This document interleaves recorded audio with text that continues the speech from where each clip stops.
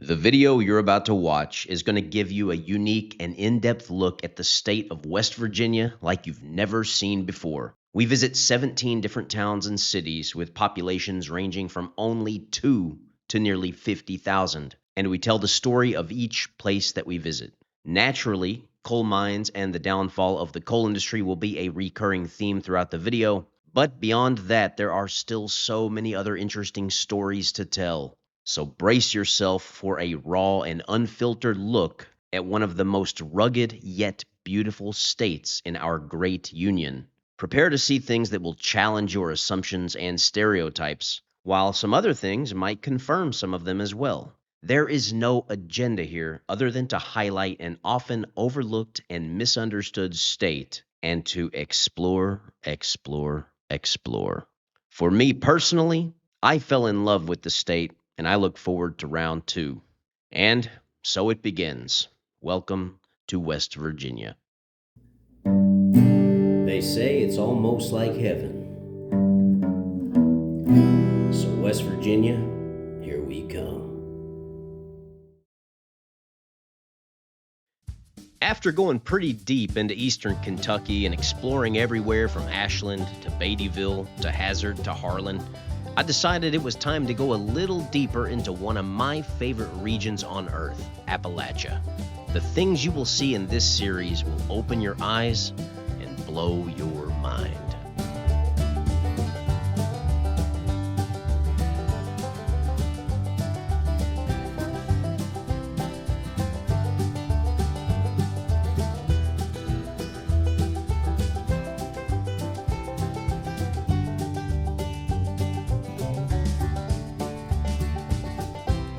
Hey everybody, welcome back to the channel.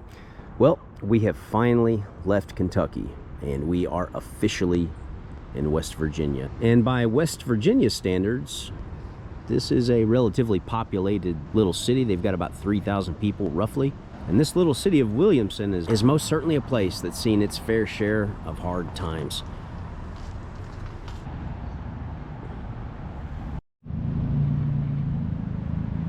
Now, Williamson, West Virginia, these days only has about 3,000 people, but if we could turn the clock back about 80 to 100 years, you would have seen about 10,000 people here.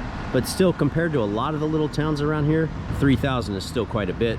And when I mentioned that this place has seen its fair share of hard times, well, just to let you guys know right off the bat, the economy basically left here with the fall of the coal industry, and they also got hit by a hellacious flood back in 1977 that just ravaged this place. It was kind of like the final nail in the coffin. But despite that, despite the hard times that this place has faced, I'll tell you what, I just crossed the border from Kentucky here into West Virginia, and this place is awesome.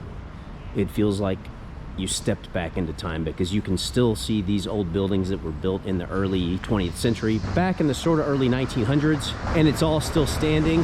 A lot of it's original. It really has a rustic, old, fading kind of look, and it looks like, it just feels like you're kind of touching history in a way. Well, there's the Chamber of Commerce, kind of small, isn't it? And check this out. Over here we have Chief Logan of the Mingo tribe. And why is that important? Well, we are in Mingo County, which is named after this tribe of Native Americans, and Williamson is the county seat of Mingo County. Well, there you go. I was saying these buildings would have been built in the early 1900s. You can see right there the Hamilton building was built in 1914. I like how with these old buildings they put the year that they were built right on top. That makes it very convenient for people like me who want to make videos and talk about it. Hey, how you doing? Let's see what we see up here. Hey, how you doing? Trying to get up here. You need a hand? No. Okay. Okay, got a little walkway up here. This leads up to the flood walls. Because after that flood in 1977 and then another one in 1984, I mean, those floods just ravaged this place. So they constructed these flood walls to help protect Williamson. And I'll give you guys a view of what lies beyond this flood wall. Of course, there's gonna be a river. This is the Tug Fork River, and this little river that looks so calm and peaceful right now, well, back in 1977, this thing raised way up and just submerged this entire city.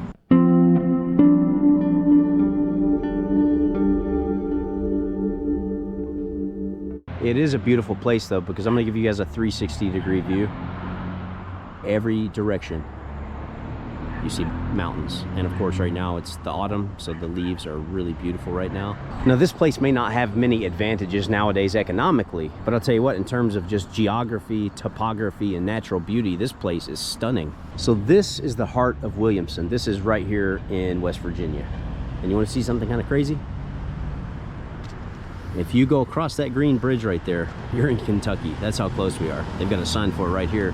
So I'm still standing in West Virginia, but just barely. So this is the same river. You can see the flood walls over there, but this is the Tug Fork River.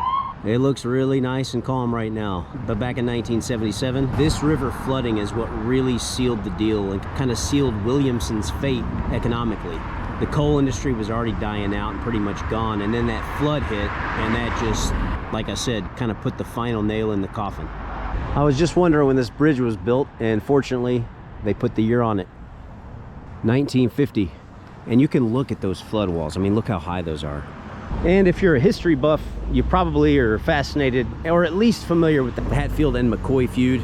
Well, you can see right here, welcome to Williamson, the gateway to the Hatfield-McCoy trails. Well, this part of West Virginia, this area, and that part of Kentucky, I mean, there was a lot of movement from the Hatfields and McCoys. This was literally their stomping ground. Huh, it looks like Williamson has a post office combined with a courthouse. I don't think I've ever seen that before. Well, they used to build the homes a lot differently, didn't they? Walking along one of the main drags here. Just got some old homes, and then back there you can see some homes built up in the mountains. Over here we can get a really nice view of these homes as they kind of go up the mountainside there. Got an old train sitting there for memory's sake. Well, let's swing over here and get a closer look at this.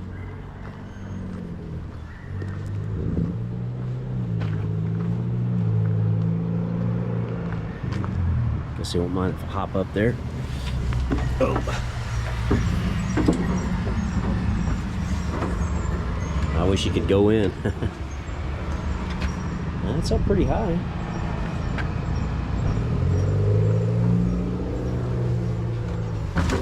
This part's all rusted out. Shoot.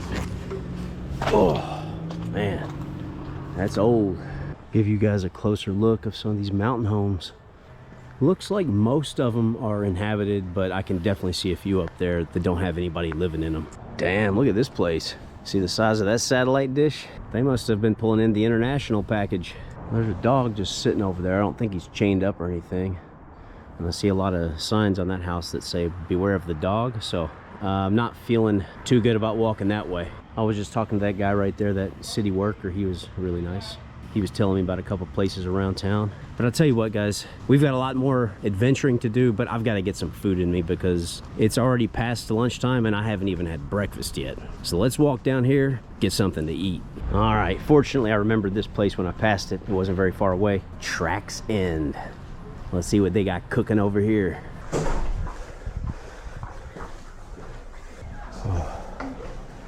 Turkey Bacon Club.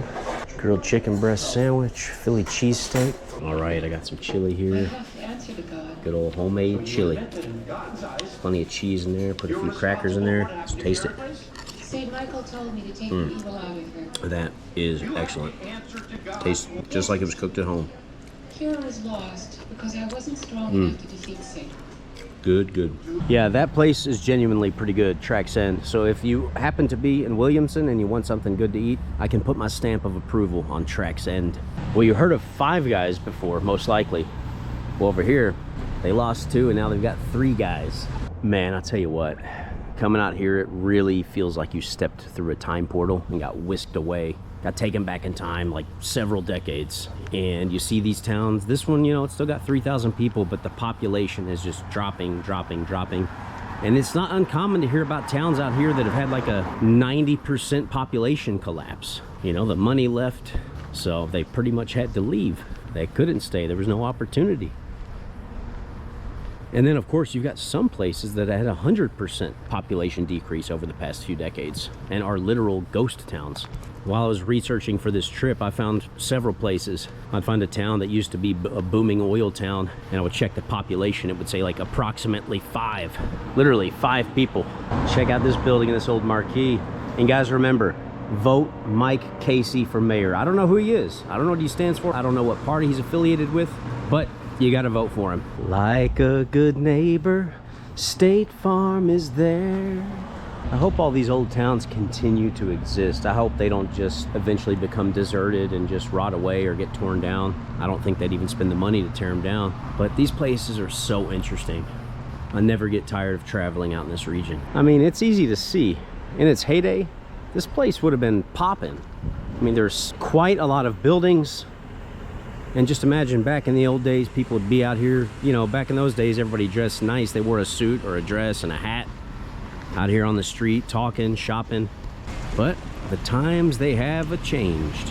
And God bless America, and God bless Williamson. And over here, I saw something I didn't expect to see. They actually built an underpass to go underneath these tracks. So this thing must have been here. It's probably 100 years old. So we're gonna go through it real quick.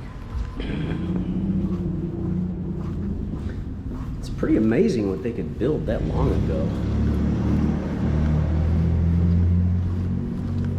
Here we go. Here's a little quick description of Williamson for you guys.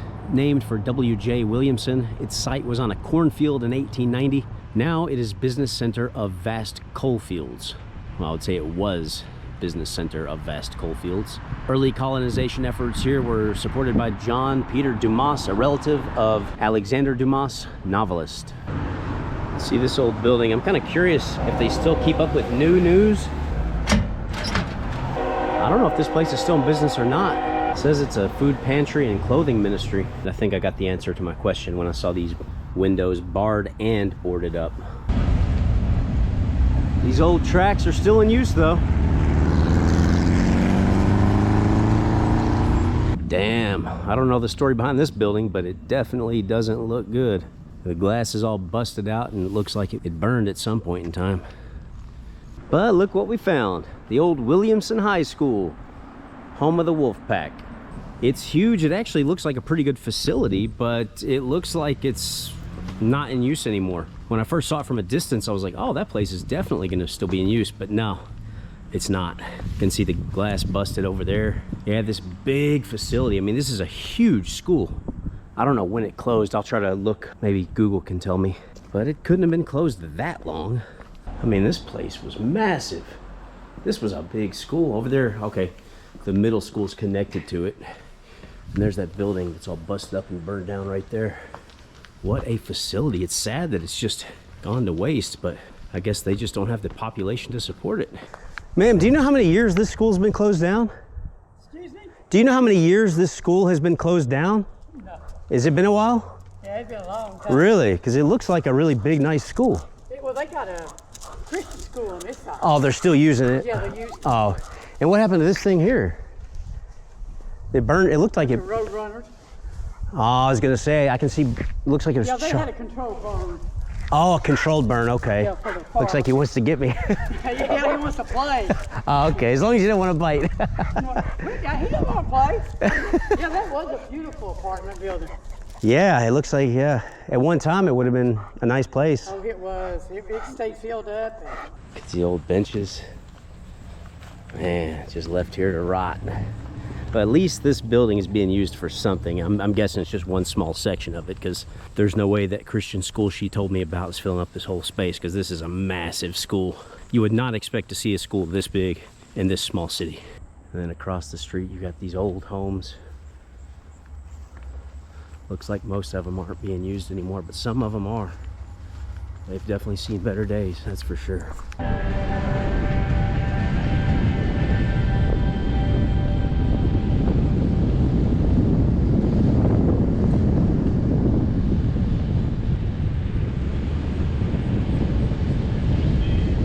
Got some steep drops out here. Look at that. That's way down. All right, guys, so we just got here to the old hospital complex. You can see they have got some massive facilities over here. The buildings were built obviously long ago. They're no longer in use. I think that one, from what I read online, has been converted into some sort of, like, I don't know, supernatural haunted house kind of thing. And based on that ghoul up there on top, that kind of matches up with what I read. But yeah, let's check this place out. I mean, that would be a pretty scary place for a haunted house because it's a hospital. I'm guessing a whole lot of people have died in there, so I'm no paranormal expert. I would guess that if that stuff is real, there'd probably be quite a bit of it in there. And then look at this place. Every window just busted out. Smile, you're on camera. Okay, I will smile. Take a peek inside. That's all busted up. Wow. And from up here we can see the whole town. Check that view out. And look at the day, would you? Look at the weather. Beautiful. It's one heck of a view. It's kind of eerie looking over there, and then you've got this big, beautiful view here surrounded by mountains with all the leaves changing colors. If you look straight down there, you can see that building I was just at speaking with that lady, the one that's all beat up and kind of burnt down. There's the high school, and there's the whole town. I've been walking around for quite a while today. I've had a great time here in Williamson. This is my first stop into West Virginia, and this just gets me super stoked for what's to come ahead because I already know West Virginia is going to be full of crazy surprises, and I just can't wait.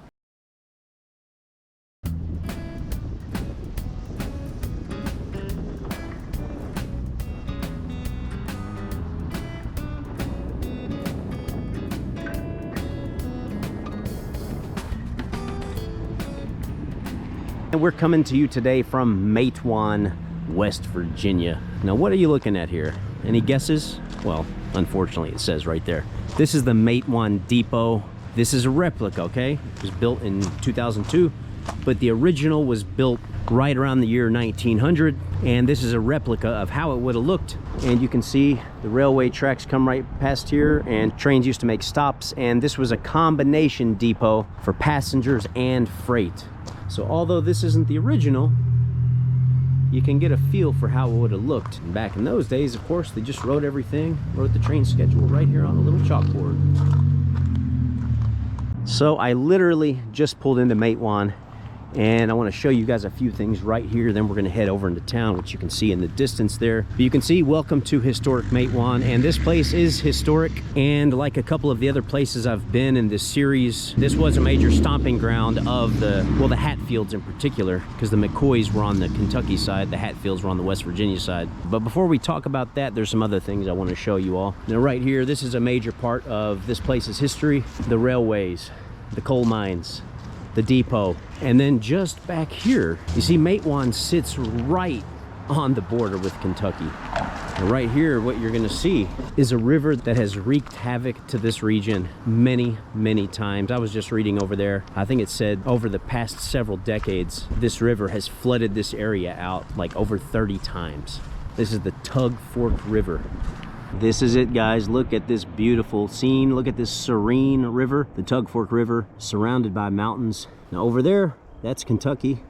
This over here is West Virginia. Now this river has flooded many times, but in 1977, this thing really flooded and just decimated this entire area. I was in Williamson earlier today, and the 1977 flood kind of just drove a stake right through the heart of many of these towns around here.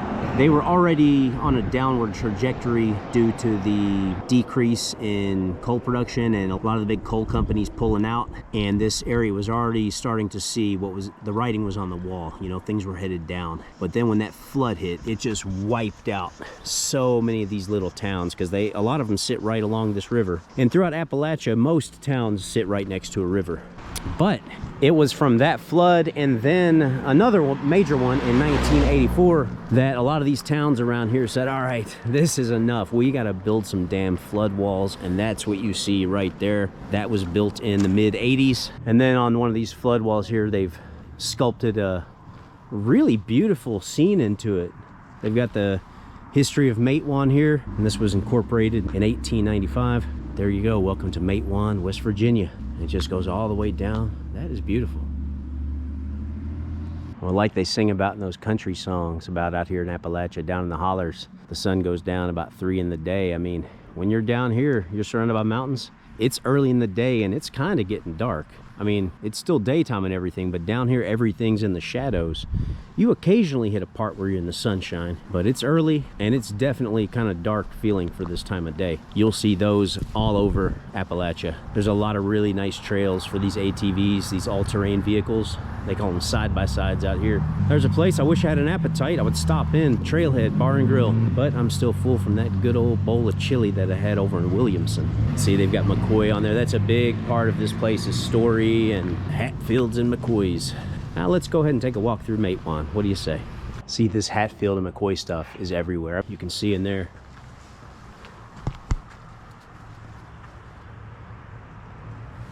Now that is an old school Coke dispensing machine. That thing's about 4 feet tall, and it doesn't look like it's been working for a while. Right here at the Hatfield McCoy Resort Inn. Well, I'll tell you one thing, right over here by the old depot here in Matewan, they've got a lot of restaurants and stuff, because in some of these little Appalachian towns, I can't find a restaurant anywhere. I've already seen like 3 or 4 of them here. Matewan Missionary Baptist Church, and there you go. Welcome to Matewan, Mingo County.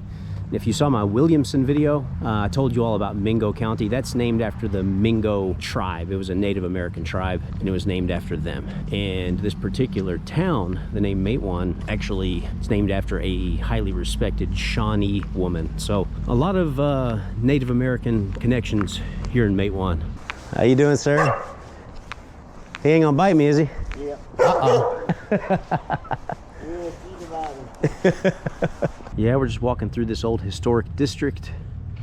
A lot of these buildings are probably about 100 years old, some older than that. Look, they've even got a Mexican restaurant here. I'll tell you one thing, the Matewanians are certainly eating well, that's for sure. But yeah, like a lot of these towns, it's got kind of a similar look. Of course, they're all unique in their own way, but there are some things that they do have in common. And these kind of old brown bricks and red bricks are common all throughout old town centers of Appalachia. Now, there's the UMWA building there. And it's more than just a building, because the story of the miners here and the drama that happened between them and the authorities and the greedy coal companies, it's an integral part of the history of this town. It is the story of this town, in fact. Man, look at that old bank. Okay, so I think that was built, it's got 1939 and 1949 on there, I'm not sure, but they used to just build stuff like just quality. I mean, one thing's for sure, this thing was built a long time ago, and look at the condition that it's in. Looks great. They got the smallest little post offices you'll ever see out in this region. There's their local post office right there. Oh, and there's a sign about the Matewan massacre. We're gonna get to that in just a second, guys.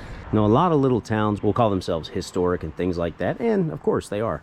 But Matewan is officially, I mean, this is official. Matewan Historic District. It was designated a National Historic Landmark in 1997. Now, like I was telling you guys about when we saw that UMWA building, the story of Matewan has a lot of drama in it.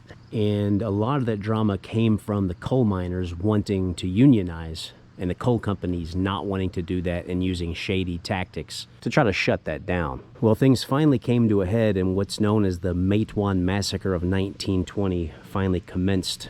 10 people were left dead, including the mayor died. And some of that stuff happened literally right here. And I'm gonna show you guys something pretty cool. Take a look at this. You see that? You know what those are? Those are bullets from that shooting. And these are real. These are the ones from that day still in this brick wall. There's a couple there, a couple more there, and those are some big slugs. And see, those bullets are right there, and you can see back in 1913 the post office was right here. And then of course they've got a sign right here telling about the whole situation.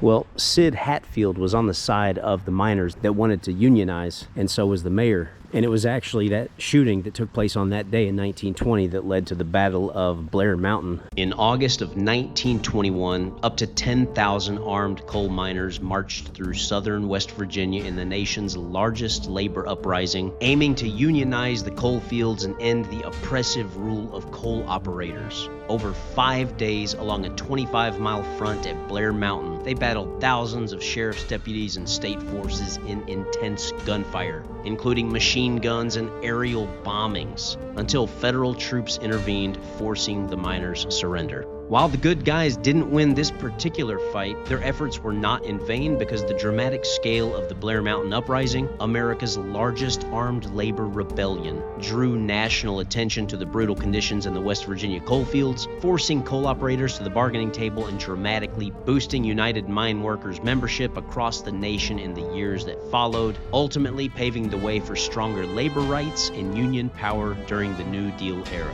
Which had kind of a tragic ending.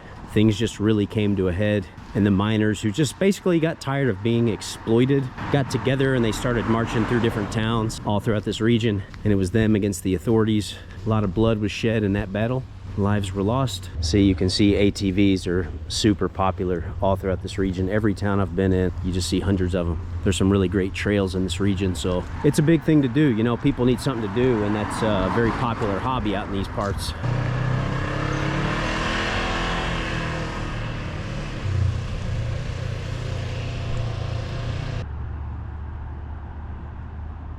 Now guys, this little town right now has roughly 500 people in it, give or take. At its peak, somewhere around the 1920s, 1930s, maybe 1940s, it got up to about 3,000 people here. Of course, that was fueled by the coal mining jobs, but those days are long past. Things are a lot quieter now than they used to be. But for the people that do live here, despite all the shops, the very clean and nice looking town, that same and kind of tragic story of a little Appalachian town that is dealing with just making ends meet, because a sizable percentage of the population here does live under the poverty line. But I'll tell you what, you would not know it from looking at this town. I did not get that impression at all. But statistically, if the numbers are telling the truth, that's just an undeniable fact.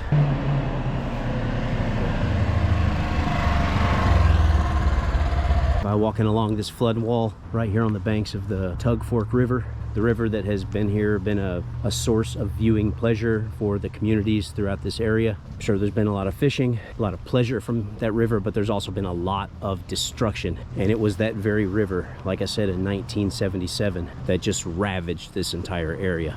You can get a little glimpse of it down there. It's calm right now, but when she rages, she can really rage. But fortunately now they have these flood walls, and if she wants to get above these, I mean, from where I'm standing, that river's way down there. I mean, that's got to be 30 feet. And then this wall right here, I would say that's probably damn near 20 feet high. So hopefully those devastating floods are just a thing of the past.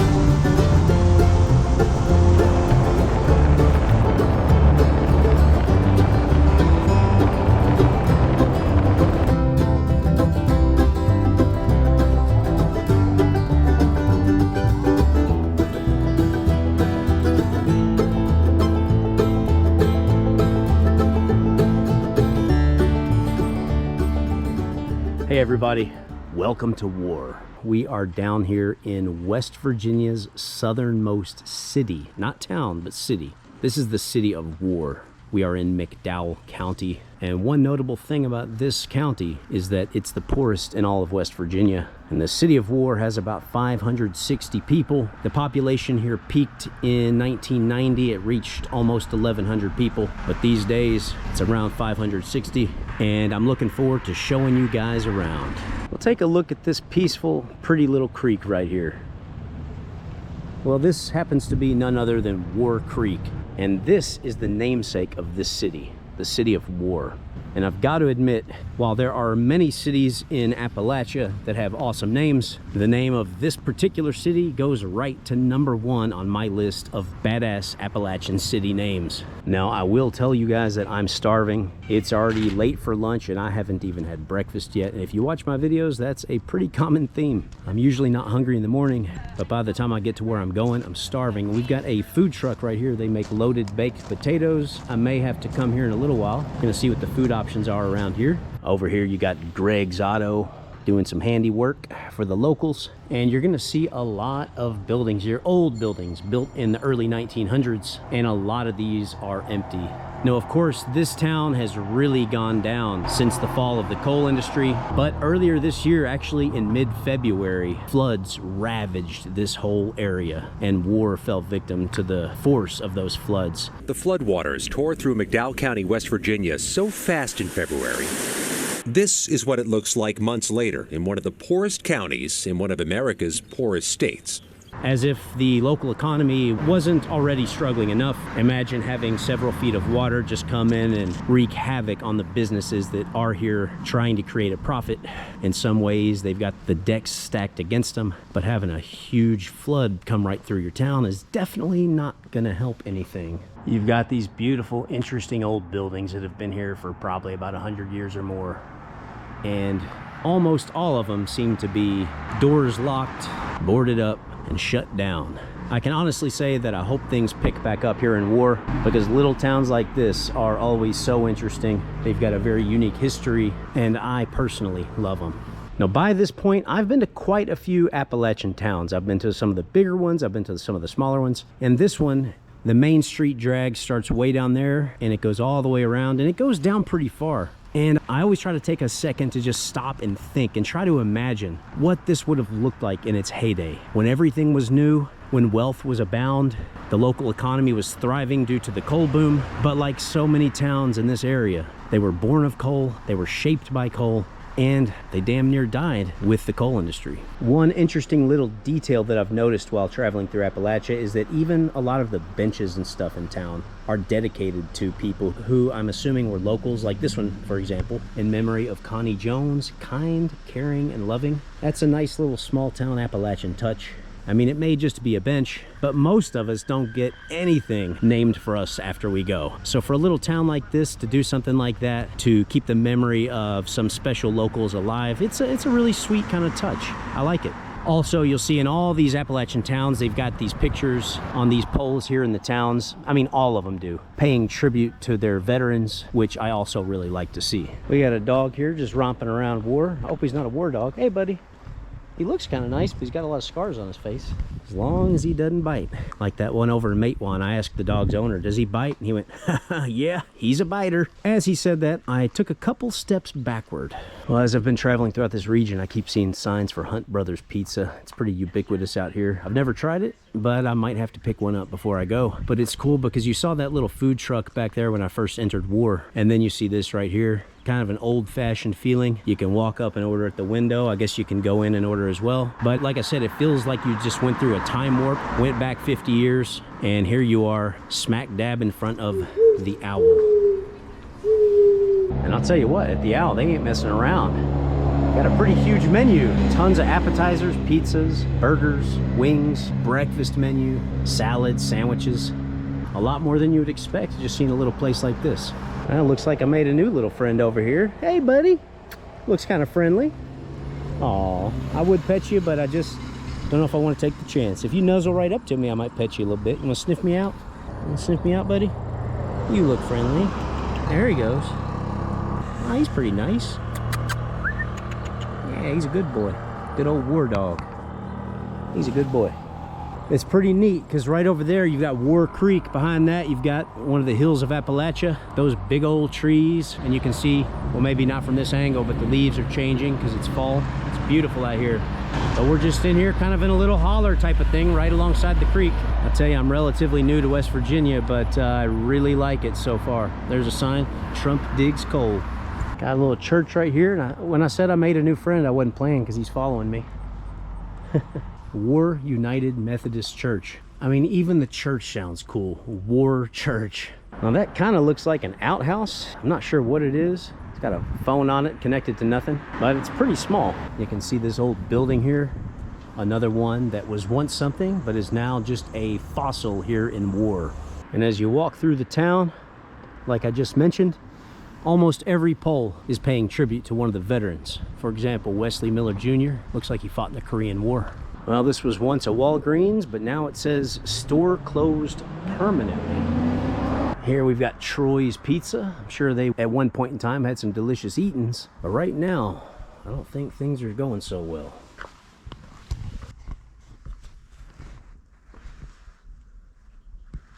I wish I could tell you what this is, but I have no clue. It's got a nice vibrant color to it though. And right next door, we got another one of these little shed type things. War Auto.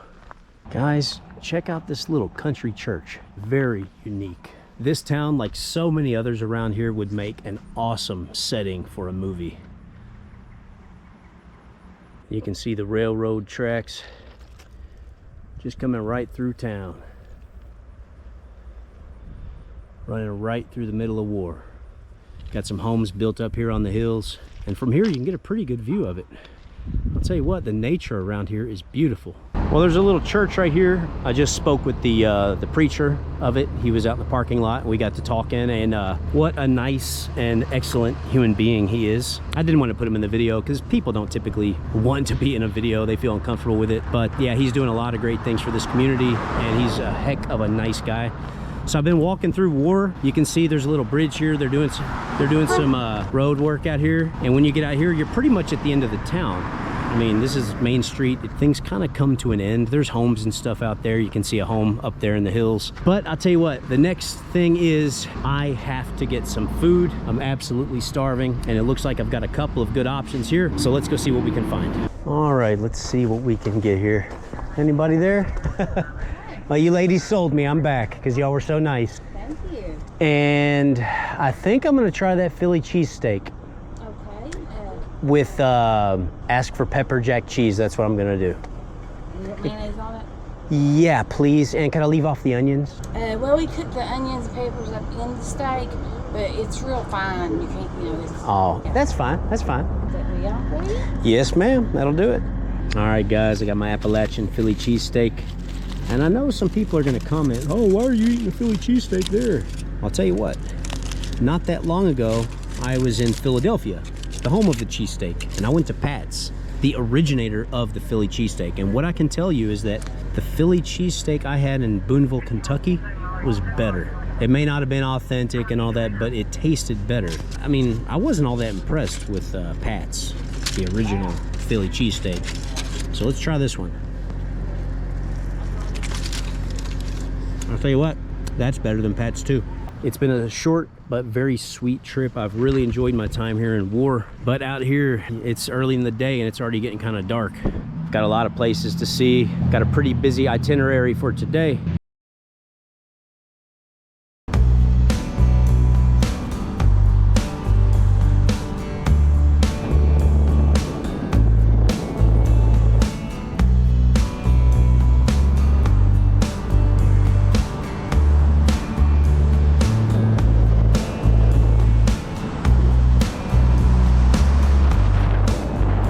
Hey guys, we are continuing our great Appalachia tour.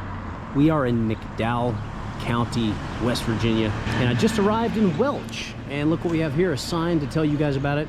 Incorporated in 1893 and named for Captain I.A. Welch, who led in the coal development of this county and founded the city. Here's the first memorial building erected in the United States to the memory of the veterans of World War I. And guys, the population here in Welch right now, this is the county seat. So think of it as like the capital, the county seat of this county, which is McDowell. It's the poorest county in all of West Virginia. And from the video footage you saw there, the B-roll for the intro to this video, you can see there are some interesting scenes out in this area. Well, the population out here is somewhere around 3,300. At its peak around the 1940s, it hit upwards of 8,000. And you can see the structures, the buildings out here built like 100 years ago, just beautiful, surrounded by mountains. Coming out here, you literally feel like you walked through a time warp. And everyone's heard of the Hatfields and McCoys. Well, one of the relatives of the Hatfield family, he had, well, let's just say he met his fate here in Welch. Well, just recently I was in Matewan, and if you all saw that video, you heard me talk about the Matewan massacre where 10 people died in a shootout. Now, Sid Hatfield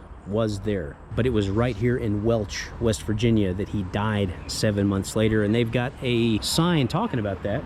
Born in Kentucky, Sid Hatfield worked as a blacksmith and coal miner before being named chief of police in Matewan. If you didn't see my video about Matewan, you got to go check it out. Sympathetic to unionization effort in that county, he joined striking miners May 19, 1920 in shootout known as Matewan Massacre with Baldwin Felt's agents. His murder in 1921 led to the Miners' March on Logan and Battle of Blair Mountain. Now, I'm not going to get too deep into the history stuff on this video. You can find that elsewhere. This is travel, but I want to let you know a bit about this story. I mean, that was a major event. He was assassinated right here in Welch 104 years ago. So guys, it was right here in 1921 where Sid Hatfield was assassinated in cold blood. He and his friend were both shot dead.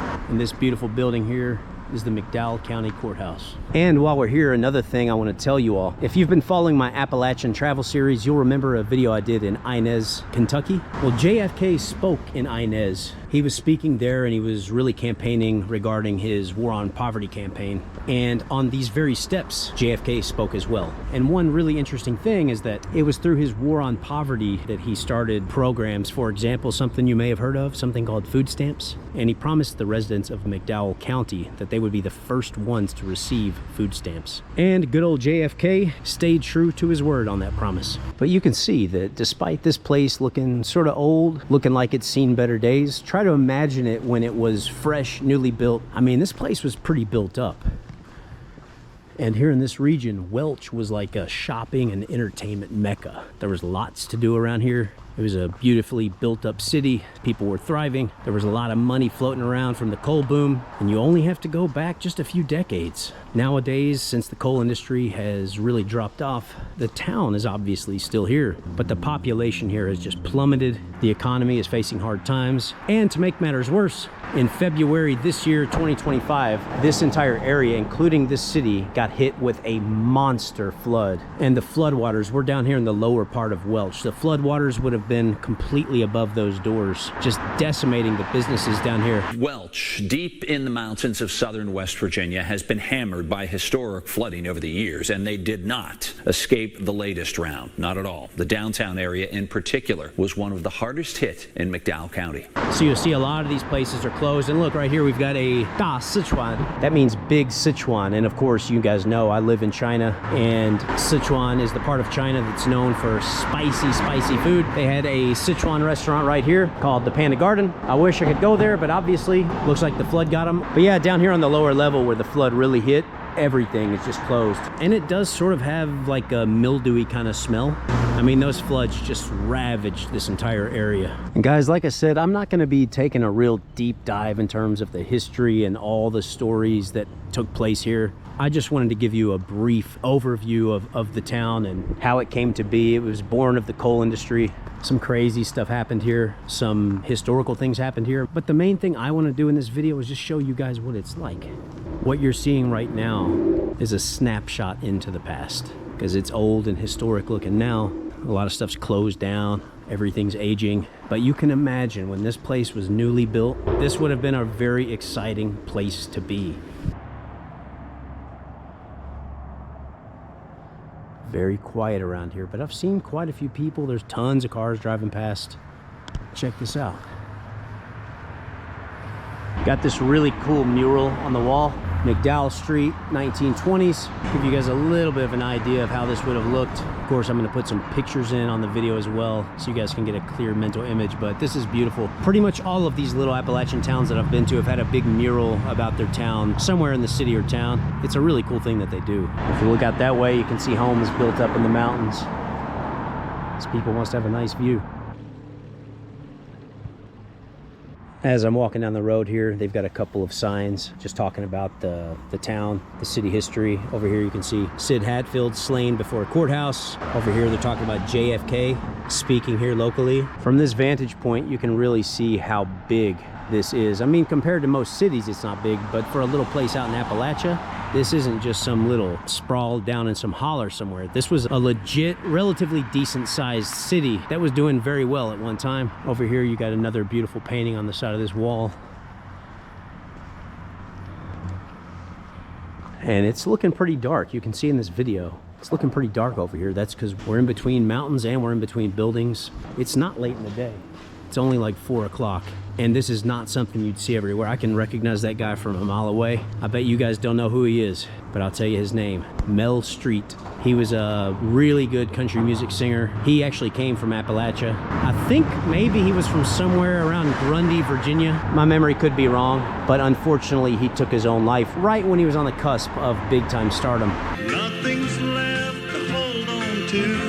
I made some plans, but they fell through. What do we have over here? A movie theater? It looks like this place is probably still in business. I can see lights on in there. I'm not sure if they are or not, but it sort of looks like it. You know, it kind of boggles my mind that this place isn't just like a tourist mecca, because the history out here, the story of this city and this whole region, the beautiful nature around here. I mean, this place is just incredible. Looks like this building was built in 1929, so almost 100 years old. And they've got some food variety out here. We got Latin Appalachian restaurant. Kind of curious what type of food that would be. There's the Payne building, built in 1911. I just can't get over the backdrop of this town, and lots of towns around here. No matter where you look, you've got this beautiful backdrop of the mountains, and of course the autumn colors only makes it that much more beautiful. And sure, yeah, it's definitely going through some hard times, but as you can see, it's a beautiful place. There's still a few businesses around here. They've got cafes, restaurants, banks, people living life. Over 3,000 people out here calling this place home. But for now, the highway's calling. Got to get on that mountain road and wind down those hills. And it's getting dark, so things might get kind of interesting. Hey guys, today we're in a place that you've never heard of. We are in Kimball, West Virginia. This is in McDowell County. This place is sort of well known because it's the poorest county of West Virginia. But this place, I mean, we're way out here deep in Appalachia. And there's one thing about this particular town that is pretty surprising. When you think of Appalachia, you think of white, white, white. And a lot of towns around here, yeah, they're somewhere between 96 and 99% white. Well, this is the black Appalachian town. It's hard to get really accurate statistics, but it seems like about 60% of the population here in Kimball is actually African American. And we're going to talk a little bit about that out here in black Appalachia, which I think is so interesting, so cool. I'll tell you what, this region is just not short of surprises. And I want to show you guys this first. This is something worth checking out. This is a memorial. It's an African-American war memorial paying tribute to their contributions to World War I, the African-American troops that fought in that war. And they've got a sign over here. We're gonna go take a closer look at it. This structure was built in 1928, and it's the first building in the U.S. built to honor African Americans for their military service during World War I. And this is it. It is quite an impressive structure. Looks beautiful from out here, showing its age a little bit. A good historical looking building, and it's serving a good purpose because all Americans that fought in that war definitely deserve our respect. And to give the African American soldiers who participated in it a little extra show of appreciation right here, I think is definitely appropriate and a good thing, because I think a lot of times they get overlooked in terms of their participation and contributions to our military and our history. So this place is awesome. I'm glad to see it right here in Kimball, and we're gonna go take a look through this little town. There's not a whole lot to see here, but we're gonna see whatever we can see. Now over here, right across from that World War I memorial, we've got a mountain railway tunnel. It's still in use today. It would be nice if we could see a train come passing through there, but I don't think we're going to. I'd like to go a little further, but it's telling me right here, extremely dangerous, no trespassing, violators will be prosecuted. And guys, call me a wuss, but I don't really want to be prosecuted.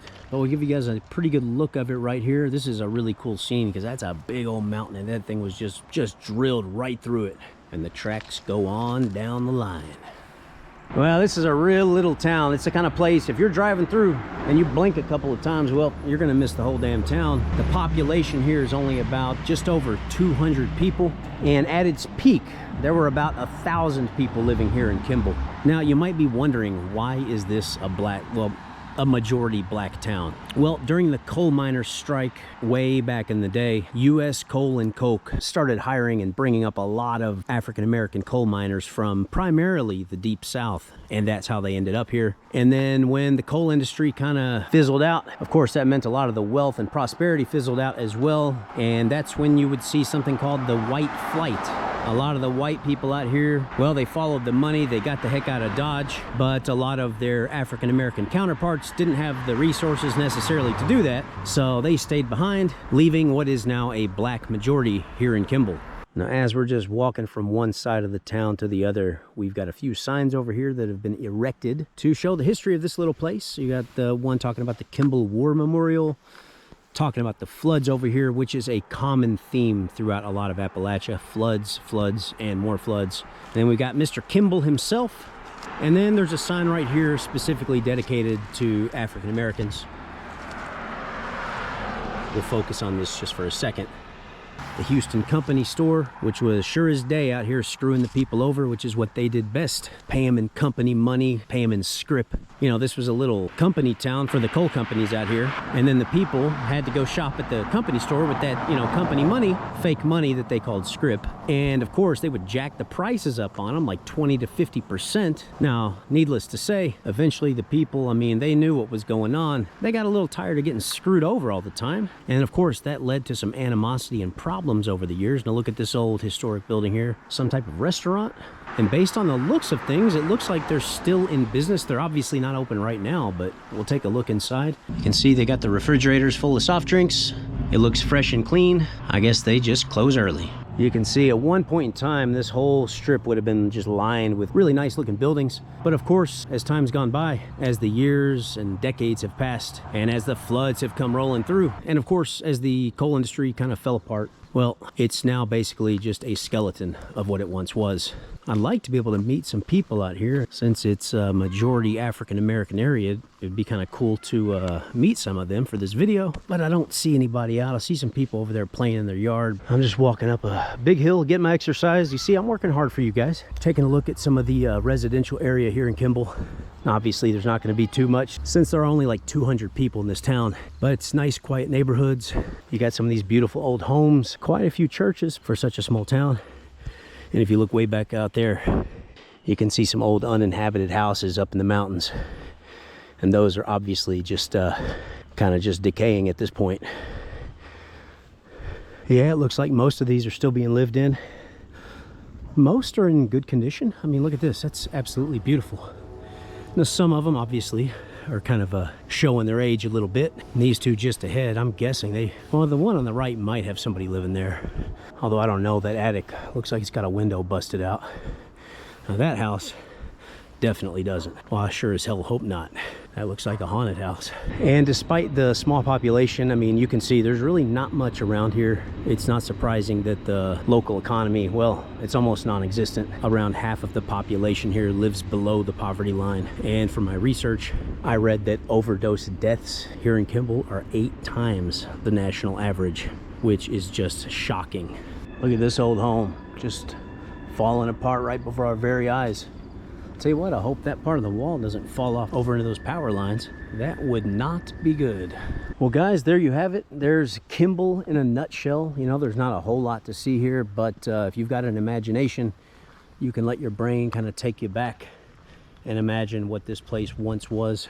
It used to be, well, it was always a small place, but I mean, you think about 1,000 people here in this kind of small area, you would have seen people everywhere. But those days are long gone. But for now, it looks like these mountain roads are calling my name again. So I've got to hop in the car and keep on driving to the next destination. Because I'll tell you one thing, driving on some West Virginia Appalachian mountain roads after dark, with how windy they are, up and down hills, winding every 10, 20 feet, well, it's tricky enough during the day, and I don't particularly look forward to doing it after dark. But as you can see, the sun's starting to set and night will be upon me soon. Would you guys believe this? Out here in Kimball, I found an EV charging station. I gotta admit, I'm kind of surprised, but I'm impressed. You go, Kimball. Hey everybody, we are coming to you from one of the most infamous places during the coal boom era, particularly back in the 1920s through the 1940s. We're talking about Keystone, West Virginia. And from the looks of things, we're pretty much out here in the middle of nowhere. But if you could turn the clock back quite a few decades, this would have been a place that people were coming from towns around to get a piece of the action, because this place earned the name of being the Sodom and Gomorrah of Appalachia. So let's go check out the town, and let me tell you a little bit about this place, because it's pretty damn interesting. All right, guys, here we are in Keystone. Now, this town was founded in 1892. It was a company town. And the reason it's called Keystone is because it was founded by Keystone Coal and Coke Company. Now, Coke doesn't mean Coca-Cola. It's when they take coal and they basically cook it, and then it turns into a different type of fuel that's used mainly in blast furnaces for processing steel and stuff like that. I'm no expert on it, but I've done a little research for this video. But like I said, at one point in time, this place was the place to be for the coal miners when they needed to, well, partake in any kind of vice. And this place had all the vices. I mean, you name it. It was filled with gambling dens, brothels filled with prostitutes, and of course some saloons where they could sip on their whiskey, sip on their rye. And there's a couple of dogs down there, and I'm glad they're chained up because they're barking like they want to kill me. I saw them from a distance and I thought they weren't chained up, and I was prepared to defend myself. I was thinking of what I would do if they started chasing me, because those are not small dogs. But you can see these houses up here just being taken over by the kudzu and different vines and plants and stuff. Nature's taking them over. Man, these dogs sound vicious out here. Yeah, nowadays it's a quiet little town. It's just a speck on the map. Not many people living here, but there's a ton of houses. I mean, for only having 150 people here, that would mean that a lot of these houses have to be empty, because there are a ton of homes out here. And you can see these would have been beautiful homes when they were new. Oh, we actually have a little gas station open, Eller's Quick Stop. Surprised there's any shops here, to be honest with you. Gee whiz, just look at these houses way up there in the mountains. Think about walking home every day. Well, I can promise you one thing, the people that lived in those homes were not overweight. This place just seems so surreal. I mean, this doesn't even seem like a real place, because these buildings and a lot of these signs, these are the original ones from when this town was first built about 125 years ago. I feel like I just stepped through a time portal and I ended up back in 1920. Of course, minus the satellite dishes on the walls and the fancy cars and stuff. But besides that, in terms of just the architecture and everything, I just stepped back in time. And another interesting thing I wanted to tell you all is about the demographics here. Because of the history of this place and the coal miners' strike. And another thing I wanted to tell you guys about is about the demographics here. Just the exact same situation with Kimball. You see, back in the day when the white miners were on strike, the coal company up here hired a bunch of African Americans from primarily the Deep South, and starting around the 1960s, when the coal industry fell apart, a lot of the people left, but some people didn't have the resources to, and thus you ended up with a place with a very unique demographic situation out here in the heart of Appalachia. It's hard to get clear answers and clear details, but demographically, I think this place is at least 50% African American, and then the vast majority of the rest of it would be white. And speaking of the coal boom, there you go right there. There's the tipple, where they did all of their coal mining operations and stuff. Now it's just sitting there, a relic from the past, just rusting out, and adding a very surreal and interesting ornamentation to this little town. And as if that weren't enough, just right over here, we've got these old McDowell County school buses. And from the looks of things, I don't think they're still being used. Call me crazy.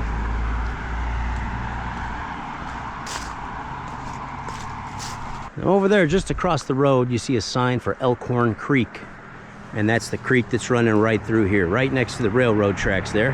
The railroad tracks and the road pretty much sort of wind along with Elkhorn Creek. And speak of the devil, you can see it right here. Beautiful little creek. Serene little scene. But somewhere around here, I can't pinpoint exactly where it was, but it was right around here, was the den of sin.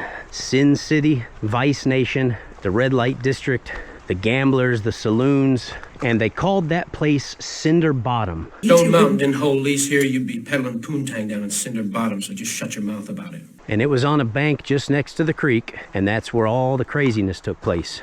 Ladies would come through here and work for a while, offering their services to any thirsty, lonely men, any miners who, well, let's just say they were craving some of men's most natural desires and pleasures. Well, for a probably, I was going to say fair price, but probably relatively expensive, they could hire one of these ladies' services and spend their whole paycheck probably in one night. What they didn't spend on the women, they probably spent on the gambling. And then the next day, they'd be right back to the mines.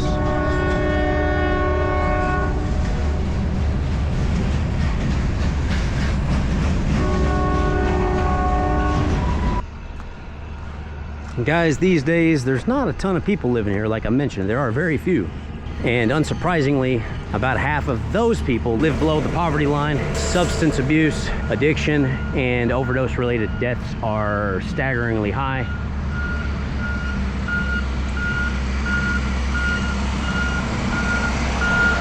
It's kind of crazy how this one place that used to just be so happening, I mean, miners would come in from all around to partake in some guilty pleasures out here, have some fun, get a little wild on the weekend. And then you see it nowadays, there ain't nothing going on out here. And there's another crazy dog over there. I'm glad they keep them chained up, though, I'll give them that, because I can tell by those barks, those are the kind of dogs that would rip you to shreds. And coming up right here, we've got this old church, Zion Temple of the Heavenly Sunlight Church. The bishop was Almeta Price. That's an interesting name. I wonder when they had their last service there. It definitely wasn't recently.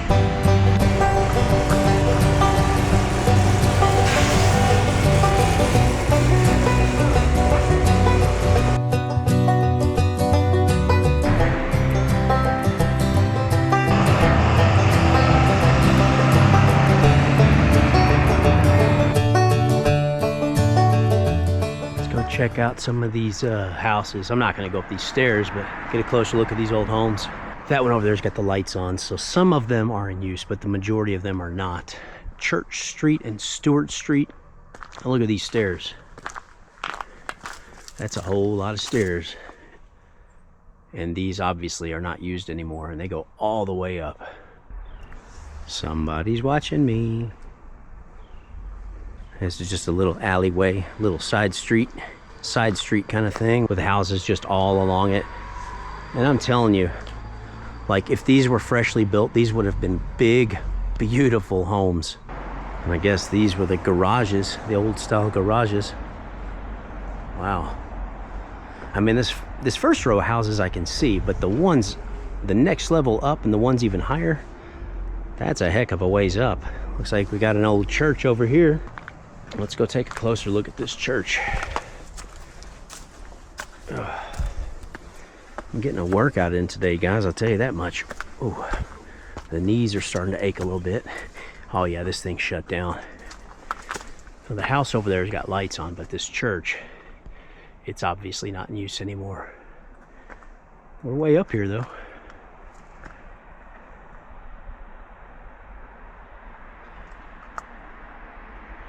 Well, let's swing over here to Eller's and support a local business. What do you say? They're open for business.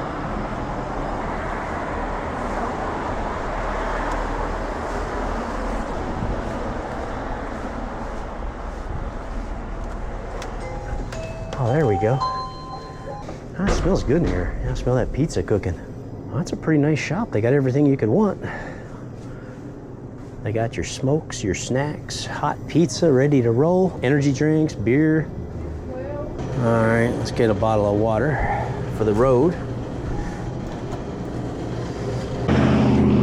Well, guys, I hope you found this video as interesting as I felt that this town was while recording it. I mean, this is one heck of an interesting place. And just to think that, you know, 80 to 100 years ago, this was basically kind of like the Vegas of Appalachia, mixed with a bit of Appalachian craziness and a strong southern flavor. I mean, what an interesting place. So guys, as you can see, I'm out here in the hollers and it's starting to get dark. So I better hit the road, Jack.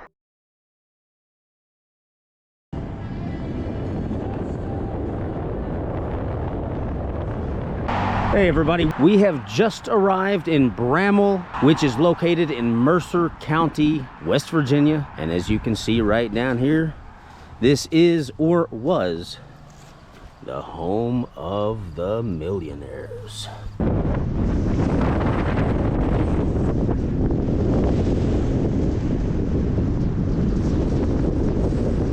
Well guys, this little town of Bramwell was founded in the 1880s by the Flat Top Coal Company.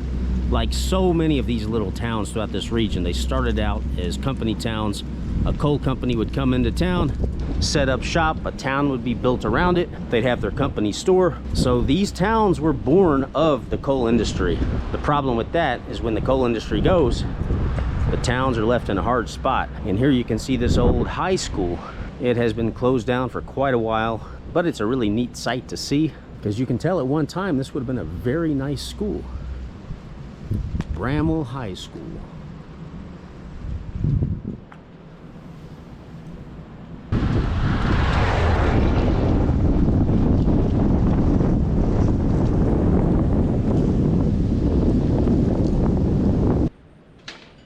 You see, the thing about Bramwell is that during the coal boom, they found a very high quality type of coal out here that burned very clean. They called it smokeless.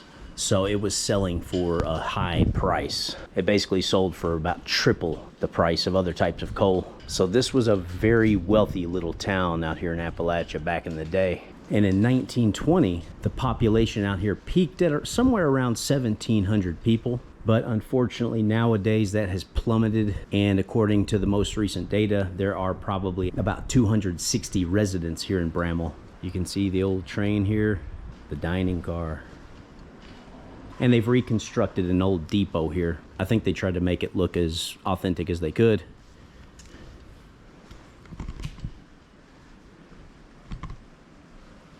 So this is the depot. I'm guessing either it's kind of like a welcome center type of thing now, or maybe a museum. Let's find out. Hello. Oh, how you doing? All right.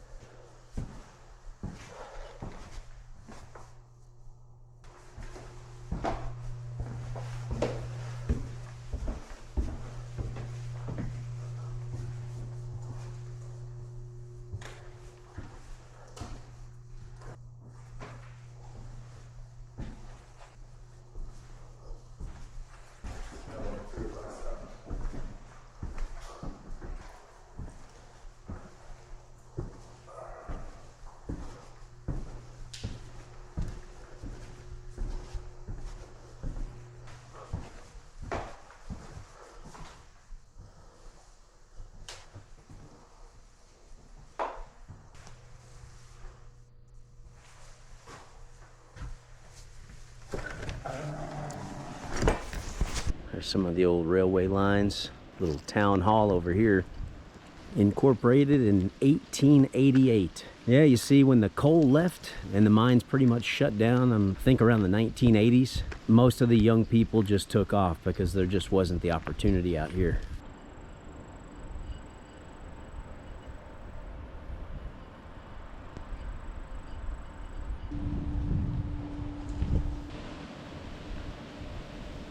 ATVs everywhere out here. They've got the Hatfield and McCoy trails, and those go on for a pretty long distance. And just traveling throughout this region, I have been seeing ATVs everywhere, literally, which is actually a good thing because that's bringing in quite a bit of tourism to this region, which it definitely needs. It helps, but it's not quite enough to keep the towns going. They're gonna need more. There's an old Masonic temple. My grandpa was a Mason, actually. I never got involved with it, but I've been to a couple fish fries out there, and I'll tell you what, they make some pretty good fish. Well, there's the well-known Corner Shop Diner. Apparently that's one of the more popular spots in town amongst the locals and probably amongst tourists too. Let's go in here and see if we can get a cup of coffee. Wow, this place is nice. I'm doing well, thank you. Are you dining in with us? I'm just grabbing a coffee, Okay. please. Creamer or sugar? No thanks, just one cup of the black to go. Decaf or regular? Regular, please. Wow, what did this building used to be? It used to be a pharmacy back in 1910. Really? We still use the original soda fountain from the pharmacy. Oh, where's that? Right here. Oh, wow. Yep. That's- How we make all our sodas old fashioned. That is super we cool. Use this and then mix that That's awesome. Got the old jukebox in here. So if we are to believe the statistics, apparently about 30% of the very small population here technically lives below the poverty line. This is really cool. You got this old, original historic brick road. These really nice looking homes. this place used to be a very rich town, and in fact, it had more than its fair share of millionaires. And on top of that, I'm gonna tell you guys something that's gonna blow your mind. They call this the town of millionaires because at one point in time, back during the coal boom, there were more millionaires per capita here in Bramwell than anywhere else in the entire country. And these are the homes that the millionaires lived in back in those days. Can you imagine that? All the big wigs from the coal companies were right here on the street. Millionaires Row. Now this one here, it's definitely showing its age, but the lights are on and it looks like people are still living here. These would have been top notch back in their day.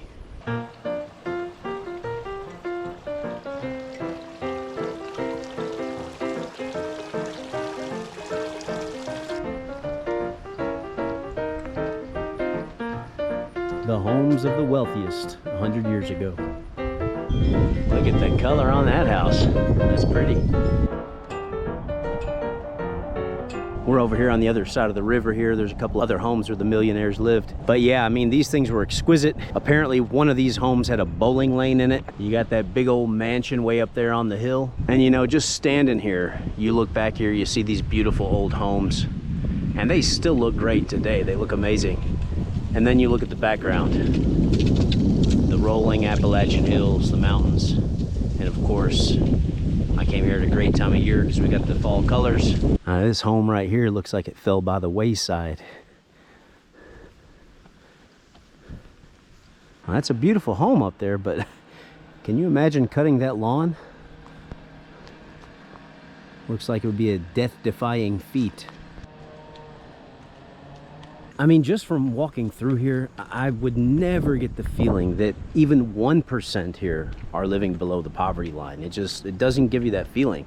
The feeling I get, I mean, I see nice homes, old historic homes, nice vehicles. The area is just exquisite, super clean. It looks like a very affluent area.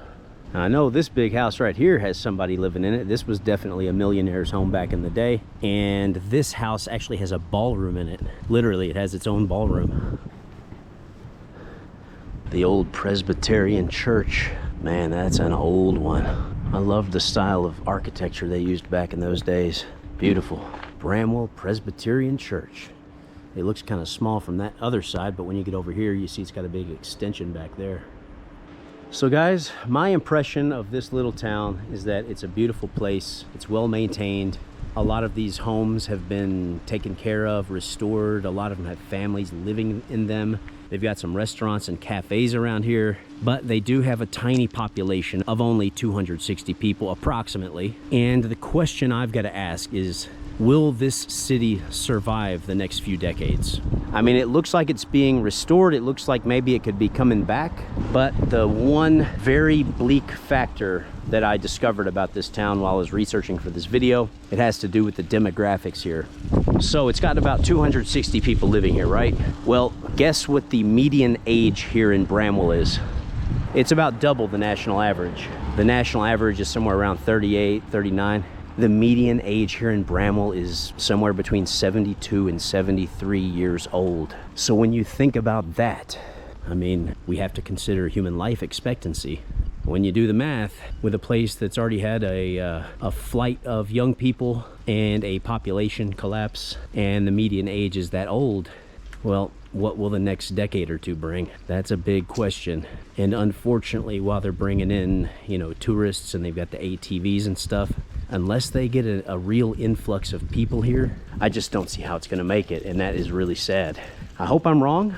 I mean, it will be here, but will it continue to exist as a town? Or will it become, like so many other places out in this region, just an old Appalachian ghost town? Only time will tell. Well guys, we made a full loop through the town. I've really enjoyed this quick visit to Bramwell, West Virginia. It was well worth the effort to get here. The highway's calling, and I think it's about time to hit the road. We'll see you somewhere on down the line.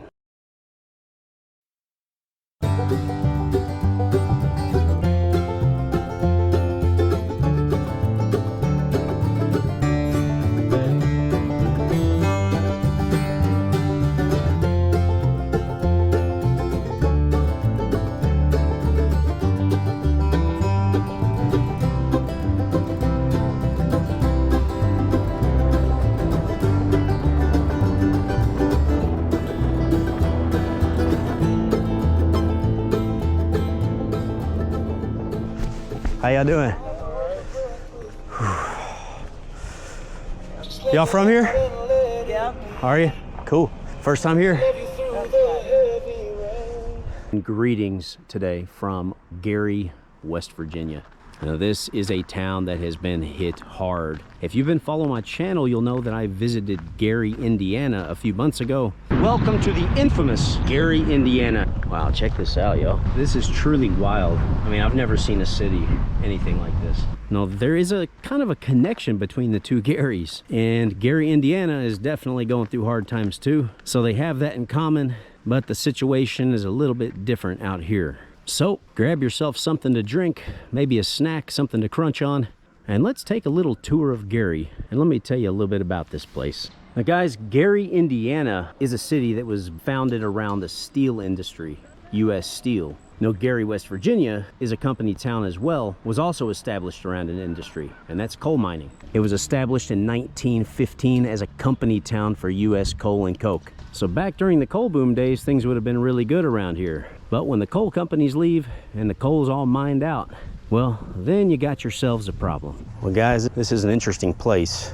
I was just talking to a couple locals over there, and the guy told me, he said, kind of watch your step around here because people get a little freaked out when they see outsiders coming in. So I'm gonna have to keep things pretty low key, pretty discreet. Just do a little walk through, walk and talk, and be on my merry way. The population here in Gary peaked out around 1940, where it got up to about 2,600 people. Well, here we are in 2025, and that has seen a collapse of roughly 73%. And now, according to the census, there are about 660 people here, roundabout.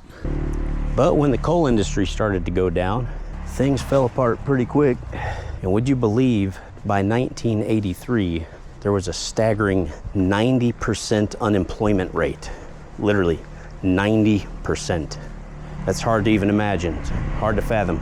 Now, some of the little towns out here are kind of managing after coal left, and they're kind of doing what they can with tourism, the ATVs, all the trails and stuff.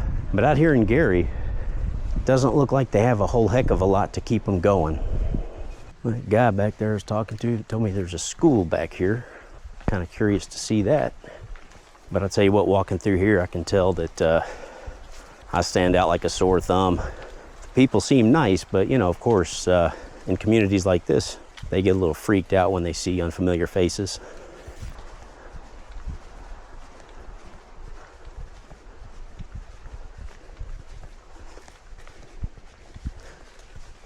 And I guess there's the school. Now we're just checking out this old school. No telling how long it's been closed down, but you can see the size of it.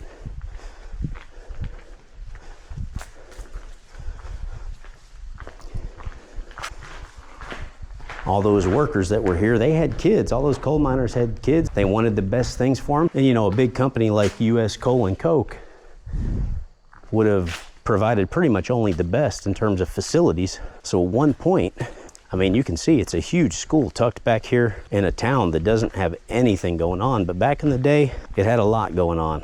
The videos I've seen of this place previously, people are driving through, not walking around like me. And I can sort of understand why. There's the old gymnasium. Gary Gymnasium. And guys, like I said, I talked to a couple locals and they were very friendly. But a couple things to keep in mind. I mean, they're a little bit protective and probably cautious because they're worried that somebody might be coming through to make a hit piece on their town. And another thing is that, you know, opioid addiction out here is a serious problem. So, you know, you get people that are screwed up on that stuff. There's no telling what they would do. So when they see somebody that's not a familiar face, of course, they're gonna get a little freaked out, a little extra cautious. And guys, we do have to give a share of gratitude to Gary because the coal that was mined here played a big part in fueling the U.S. war effort in both World War I and World War II. So we definitely owe him some gratitude.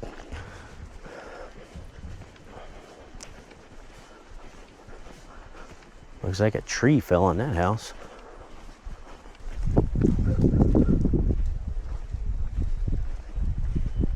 There's a car there, but I know there ain't nobody living there.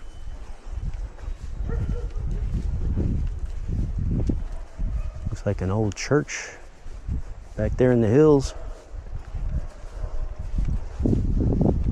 what, I got some beautiful weather today, that blue sky, and it's been kind of chilly the past few days, but it's just perfect today. I bet this is the nicest day that we get for the rest of the year. I don't see many days being this warm from here on out.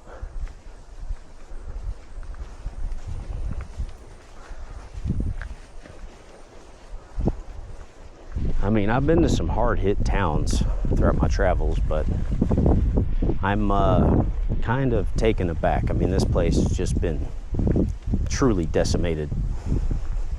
I feel bad for them. And to think at one point in time, everything around here would have been new, nice.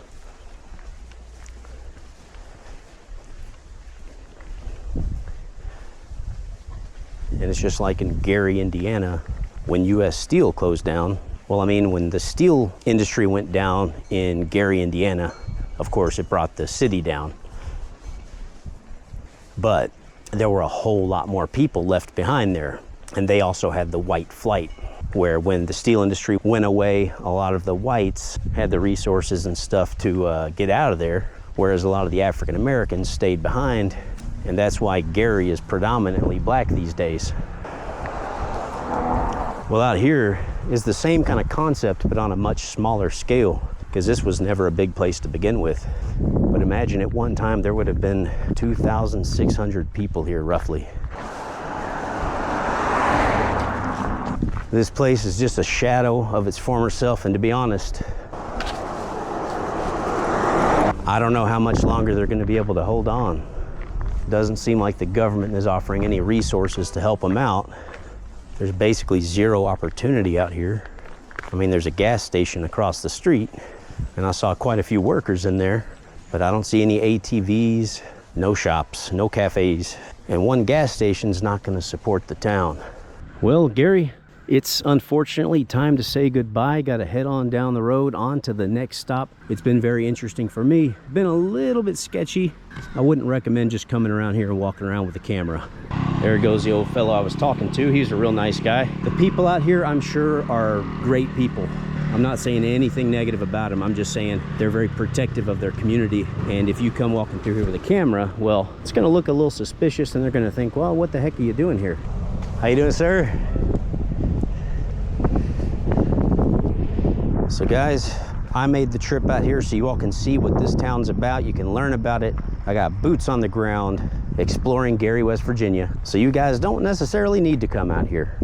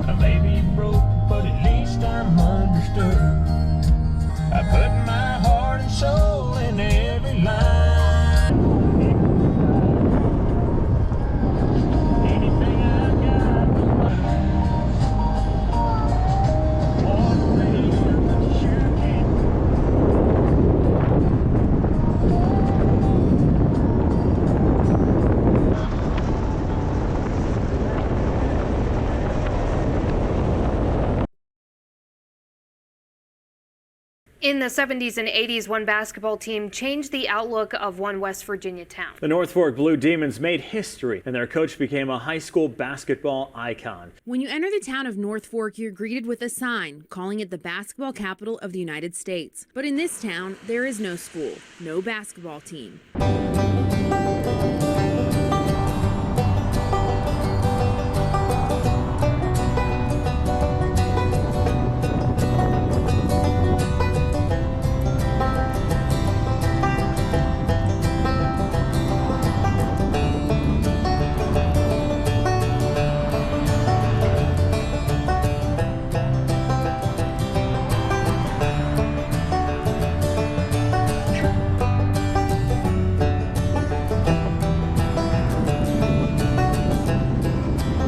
Hey everybody, well, we finally made it. We're here at North Fork, West Virginia, McDowell County.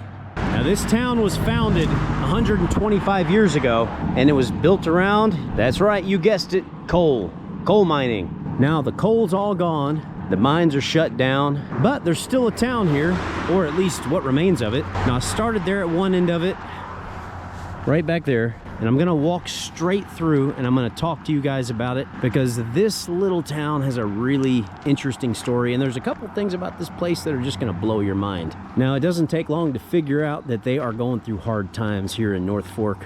There aren't that many people living here. At its peak in 1950, there got to be about 1,000 people living here in this little town. These days, however, the population has plummeted over 80%, and right now, according to the census, there are somewhere around 190 souls living here. Look at those homes way back out in the mountains. See that one there that's just rotting and falling apart, decaying? You'll see a lot of homes that look like that, but then you'll also see some nice ones. You also see some that at first you wouldn't think anybody would be living in them because they look, you know, pretty old, pretty rough. But then you'll see the lights on. There's always a surprise out here in North Fork. Now the main thing I'm going to tell you about this town that's going to blow your mind is that this little coal town used to be Basketball Town USA. They set records. Now you can see this sign right here. They won a record 8 straight state championships. And at the time that was a record. And that's pretty impressive. And you would never expect it from a little place like this. So that's right, this little tiny coal town out here in West Virginia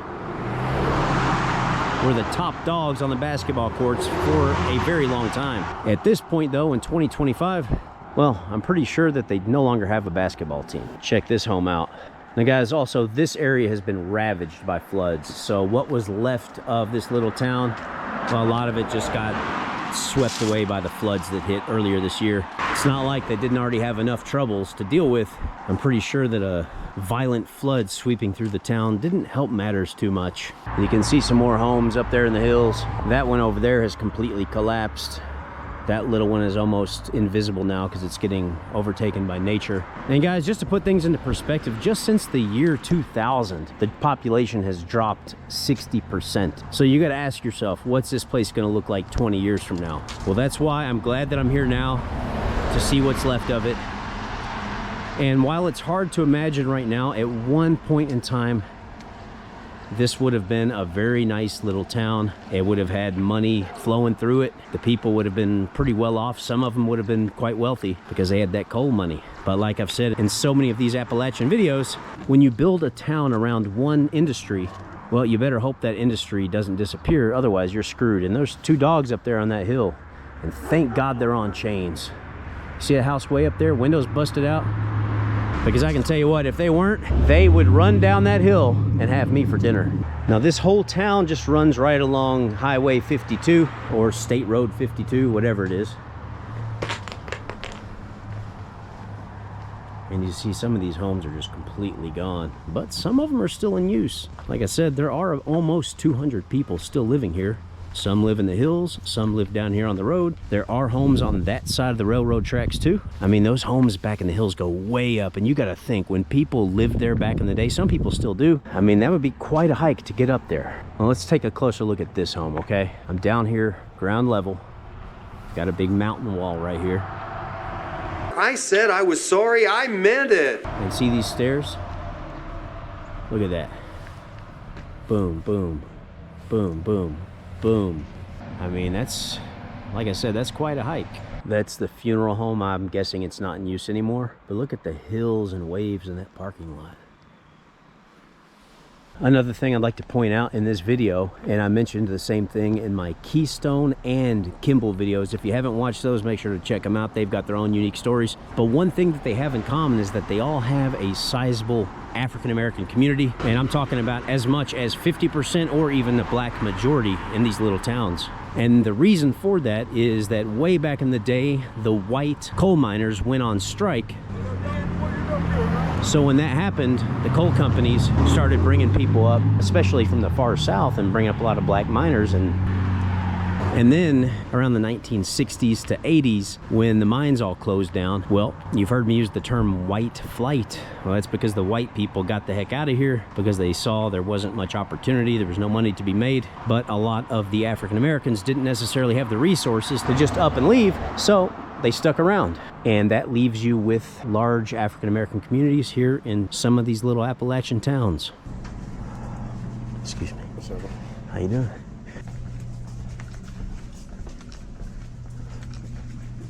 Now this bridge here is called the Blue Demon Bridge, and at first that might sound kind of scary, but it's not. There's nothing dark or scary about it. The basketball team here that did so well and that was so successful, set records, winning state championship after state championship, their team was called the Blue Demons, the North Fork Blue Demons.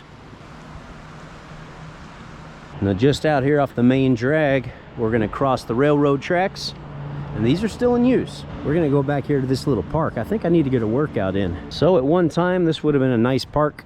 Got the basketball goal there. Look at those homes up on the hill. Look at that one. Man, you could film a horror movie in that. I'm telling you what. You would have had all the kids out here playing, all the coal miners' kids. They got the seesaws, the swings, the slides.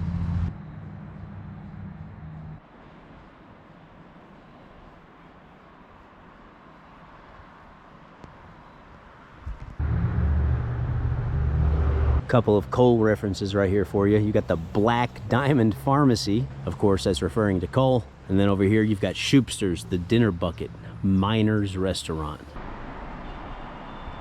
Well, they do have this Family Dollar, thank goodness, so the locals do have a place to shop. It might only be a Family Dollar, but they've got a ton of stuff in there. I mean, stuff for around the house, food, snacks, drinks, so I'm sure that comes in really handy for them. Like I said, we're out here in McDowell County, and the place is kind of well known because it's the poorest county in all of West Virginia, which is saying quite a bit.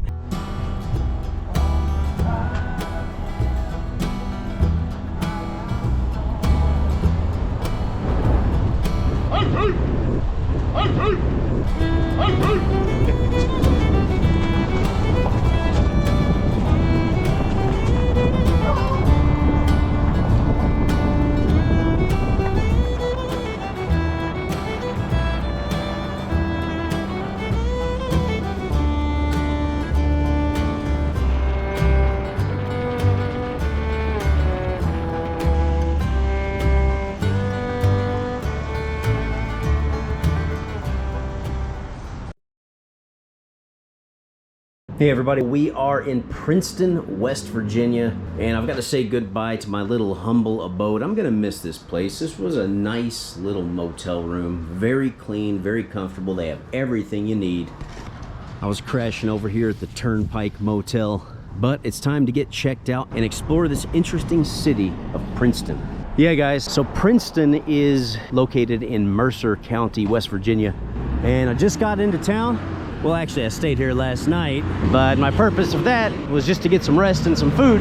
And as soon as I walk into the center of Princeton, look what I see, this big war museum with the Old Glory waving high and proud up there, blowing in the wind. I mean, look at this day. I'm getting lucky with this weather lately. It is a beautiful day. You got an old cannon out there. You got this beautiful building honoring those who served.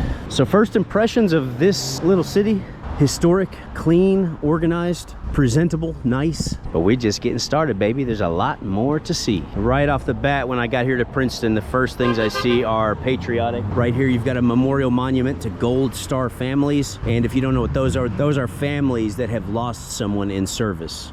So for example, if there's a family and their father went to war in the Middle East or something like that, but unfortunately never made it home, well, the family he left behind would be considered a Gold Star family. Over here, we got a big old tank. And it says over there, to the memory of General Hugh Mercer. We're in Mercer County. Mr. Mercer was apparently a general, so I'm definitely getting patriotic vibes right off the bat here in Princeton.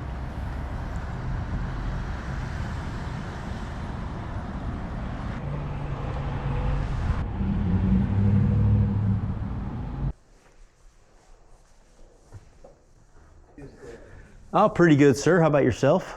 Hanging in there? Trying to. You seen the museum before? No, it's my first time here. Come on over. I just pulled into town. This is the first thing I saw, and I was like, wow, what a big, beautiful building. And but these are some more Civil War relics. And these are all, I think. oh, shoot. And then they come found him. He was bleeding. That's his blood on the flag. Oh, my goodness. And he was clutching it. And they said, yeah, take it with you. And he survives. Yeah. Wow. Yeah, I didn't expect to see something like this in Princeton. Well, I'm going to run, sir. It's nice to meet you. Thank you. Nice to meet you. Yeah. Well, thanks for showing me around everything, and it was really interesting. So, but take care of yourself, sir. You too. Drive safe. Will do. I'll try to. Now over here you've got this huge, impressive Mercer County Courthouse, and we got a little sign here to tell us about Princeton, how that sun is hitting. So this area was the scene of several actions in May 1862 between federal troops from General Cox's army and Confederate forces under Jennifer and Wharton. When the Confederates abandoned their camp here, the town was set on fire and partially burned. So that's right, when I was researching for this video, I did read that a lot of things around here were burned down.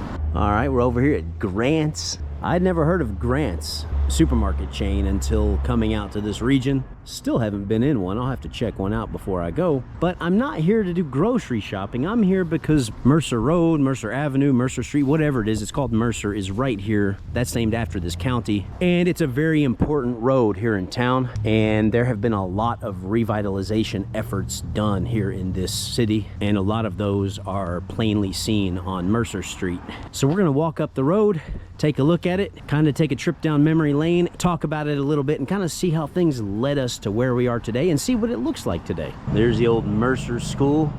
And I love how they put the year of when they built the buildings back in those days. It's just so interesting. It's a very interesting touch. Like you can see, this building was built in 1912. Just across the way there, you got the Mercer County Republican headquarters. It was in the early 1900s when things really started to happen for Princeton. You see, the Virginian Railways built a line through here, and that meant jobs. That meant coal operations. That meant jobs at the rail yard. And things just kind of built up off of that. And before you know it, things were going pretty darn good around here. Jobs were abound, wealth was abound, and things were looking pretty good for Princeton. Now in the 1940s and 50s, things really peaked out. Now check out that car right there, would you?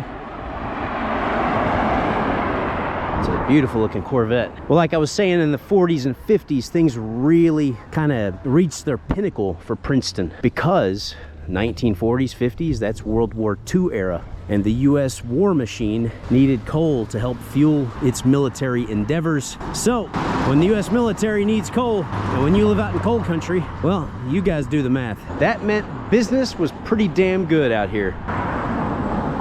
Princeton most certainly has that old time charm because, I mean, just look at this. You got this pretty clock here. You've got this beautiful church built over here and this little kind of square on the corner, picnic tables. You could have a picnic out here. You could just sit, have a coffee, talk to your friends. Good, quiet community. Well, guys, things were going really good from basically the early 1900s up through most of the 1950s here in Princeton. Just when things were looking really good out here in Princeton, the population was peaking out right around, almost around 1960. Apparently they had about 8,400 people living here. Well, disaster was about to strike, and the first sign of that was a merger between the Virginian Railway and the N&W. And that right there wiped out over 1,000 jobs just like that. But that wasn't all. There were more hard times on the way. So basically from about 1960 onward, things were getting pretty bleak for Princeton, and it was getting bad, and it was getting bad quick. From that point right there, coal operations started to slow down, jobs were lost, there was that railway merger, and people could kind of feel what was coming. So a lot of people started getting out of town and moving elsewhere to look for new opportunity. Now fast forward a little bit to the 1990s and the early 2000s. Well, to say things were looking bleak here would be an understatement. Poverty had only continued to increase. The coal industry was on its last leg. Opportunity was scarce. And to compound their issues by several orders of magnitude, opioids started to enter the area, and addiction issues became a serious problem for this area, and one that persists until today. And this street that we're walking down right now, that looks pretty vibrant, pretty good. Well, around 2010 to 2015, probably about half of these businesses would have been shut down, operations stopped, doors locked, nobody home. But there's some good news on the way, because what you're looking at right here does not look like what I've been describing. Almost every building here has a shop in it. The area is looking well taken care of. You can see people are spending their money to open businesses here. And this is where I want to get into Princeton's big comeback, which really started in around 2017. In 2017, you really started to see some grassroots efforts to try to bring this place back.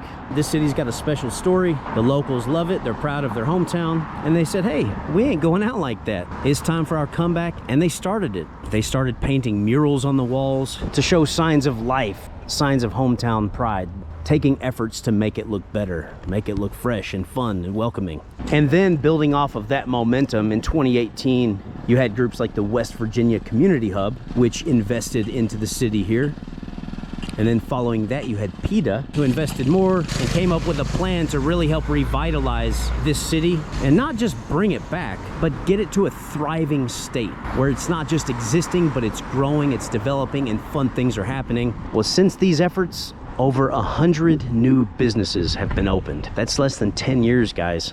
So while we're walking down this street and it looks nice, it's a pleasurable experience to see the old buildings. You got businesses opening. And when you open new businesses in these old kind of buildings, it just adds a really cool aspect that's just priceless, because you can't fake this. I mean, if you faked it, it would be cringe. These are the real deal. These are old buildings. And now the area is looking like it's starting to flourish. Well, that is thanks to those grassroots efforts and organizations like I just mentioned to you all, who are working hard to really try to bring Princeton back. And from the looks of things, they're doing a heck of a job. Well, guys, I'll tell you what, all this walking and talking has got me hungry. I just happened to see this place called Jimmy's Restaurant. It looks like it's got some history to it. So let's pop on in here and see what Jimmy's got cooking. Yeah, that's fine. Yeah, no problem. I don't mind that little baby table right there. Yeah, that little baby table's fine for me. Thank you. All right, see what Jimmy's got cooking.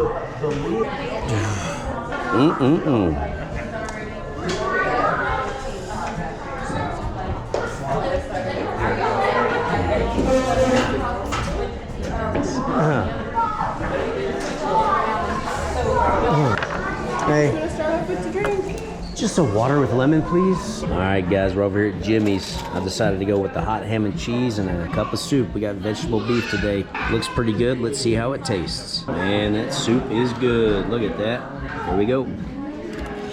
And that hot ham and cheese is just right. Well, you can see Jimmy's is just super busy. The food was excellent, and obviously all the locals love it. And this shop is cool too. It's old-fashioned. Everything tastes homemade. Even got a couple of video games over here to play. But, excuse me. But my belly's full, I'm warmed up, and I'm ready to hit the road. Yeah, guys, honestly, if you're here and you just want something that's kind of fast and very tasty and a good atmosphere to eat in, I highly recommend Jimmy's. I mean, that was excellent. And like I was telling the girl working there, that vegetable beef soup that they gave me, I mean, a lot of times in a restaurant when you get that, they try to get cheap on you. You know, they cheap out on the beef. You'll have mostly broth and a couple little tiny squares of carrot, maybe a half a green bean, and a couple little tiny blocks of beef. This had big old hunks of real tender beef in it, had tons of veggies. It was loaded. So they don't cheap out on you there at Jimmy's. Thanks, man. Appreciate it. I'm ready for a cup of coffee. We're gonna swing over here to the Coffee Bean. Hello. Is anybody in line or anything? I don't want to cut anybody in line. Okay, it's good. You look kind of busy, so I'm gonna. What can I get for you? Just a cup of regular coffee, please. 12 or 16 ounce? Let's go for 12, please. Alrighty. Any cream or anything? Just black. It's going to be $3.21. Okay. And one extra for you since you're working so hard. Thank you. I really appreciate it. No problem. Do you like a raffle? Or do you like a... This place is big. Wow, this is like 5 times bigger than I expected. Guess they'd have live music back there sometimes. And an artist over there. Wow. Very cool. And they've got paintings here by, I'm guessing, local artists for sale. I mean, these are pretty amazing. Like this one right here has already been sold. That was only $100. Shoot, I'd pay that for that. There we go, guys. I got my black fuel here, my coffee. I'll tell you what, that place is much more than just a coffee house. I mean, they had a little stage back there with all the instruments, drums, guitars, and the place was absolutely huge. So they could put on a good show there. You could fit a good crowd in there. And I saw artists in there painting and drawing. Very cool place. If I was a local, that would definitely be a place that I'd be hanging out. Got a little local bookshop here. I love bookshops and I would love to peruse their selection, but I've got too many places to go today, and recently I've just bought way too many books. And let me tell you folks, those can really make you hit your weight limit on a suitcase in an airport real quick. So I'm overloaded on books, but this to me looks pretty unique. An 80s toy store. Well, shoot, unfortunately they're closed, because I'm pretty sure I probably would buy a couple things from there. I'm kind of nostalgic about the 80s. So guys, before this video, most of you probably had not heard of Princeton, West Virginia. I'll be honest with you, just until recently, I don't think I had even heard of it. I mean, I'd probably heard it mentioned, but didn't take note of it. But as you can see, it's an interesting place with an interesting story. Things really got started with the Virginian Railway, and then the coal boom, given an extra boost by the U.S. military's need for energy, which, you know, when you've got the U.S. military as a top customer, business is going to be pretty good. But like I said, this place has been through plenty of hard times, hasn't been smooth sailing, and they're not out of the woods yet. But compared to a lot of the little cities and towns throughout Appalachia, this one definitely does stand out as a place that is having quite a bit of success and gaining a lot of traction with their revitalization efforts. So guys, I've enjoyed my time here. I think if you're in the area, you definitely ought to stop by Princeton. It's a cool place. There's plenty to do. There's good food to eat. Heck, if you swing over to the Dream Bean, you might even catch some live music. If you want to read, you got the bookstore. And of course, if you're hungry, swing over to Jimmy's. Tell him Mr. Chopstick sent you. Well guys, I'll tell y'all what, I've had a wonderful time here in Princeton. Everything from my little motel that I was staying in, the Turnpike Motel, the people I've talked to, the town was beautiful, the people were friendly, the guys I chatted with were all nice. So what a pleasant stay. Thank you, Princeton, for all the kindness that you showed me. It was well worth the time. But as usual, guys, there's a lot of world to see and not enough time to see it, so I got to get ready to hit the road again.